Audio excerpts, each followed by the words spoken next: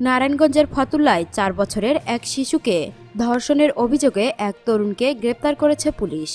বৃহস্পতিবার বিকেলে ফতুল্লার দক্ষিণ শেয়ারচর এলাকায় এই ঘটনা ঘটে বলে শিশুটির মায়ের করা মামলায় অভিযোগ করা হয়। ফতুল্লা মডেল থানার পরিদর্শক তদন্ত মহাসিন জানান, শুক্রবার সন্ধ্যায় শিশুটির মা থানায় লিখিত অভিযোগ করেছেন। শিশুটির মা বলেন, বৃহস্পতিবার বিকাল 4:30টার দিকে তিনি মেয়েকে নিয়ে বাড়ির পাশে দোকানে যান। সেখান থেকে আসামির শিশু ভাতিজির সঙ্গে দেখা হলে বাদীর মেয়ে তার সঙ্গে খেলতে যায়। সেখানে কৌশলে ছোটন তার ভাতিজিকে ঘর থেকে বের করে দিয়ে আমার মেয়েকে ধর্ষণ করে। তিনি আরও বলেন, দোকান থেকে মেয়ের খোঁজ করতে ছোটনের বাসায় গিয়ে দরজা বন্ধ দেখতে পান। দরজা ধাক্কালেও কেউ খোলেনি। কিছুক্ষণ পর ছোটন দরজা খুললে সেখান থেকে বেরিয়ে আসে তার মেয়ে। তখন ছোটন বলে সে বাথরুমে ছিল। তখনই আমার সন্দেহ হয়।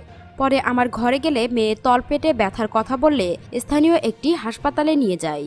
এই ঘটনা নিয়ে আসামির পরিবারের লোকজনের সঙ্গে কথা বলতে গেলে তারা স্থানীয়ভাবে প্রভাবশালী হওয়ায় মামলা না করতে হুমকি দেন বলেও অভিযোগ করেন বাদী। তিনি বলেন, আমার মেয়ের ঘটনায় আমি দিশেহারা হয়ে গেছি। কোনো মাই তো এই ঘটনার পর আর ঠিক থাকে না। আমার স্বামী একজন গার্মেন্টস কর্মী। আমরা গরিব মানুষ ন্যায্য বিচারটা চাই। ফতুল্লা মডেল থানার ওসি জিয়াউল হক দীপু বলেন, এ ঘটনায় মামলা হয়েছে। পুলিশ আসামিকে তার বাসা থেকে গ্রেপ্তার করেছে। ভুক্তভোগী মেয়েটিকে স্বাস্থ্য পরীক্ষার জন্য নারায়ণগঞ্জ জেনারেল হাসপাতালে পাঠানো হয়েছে।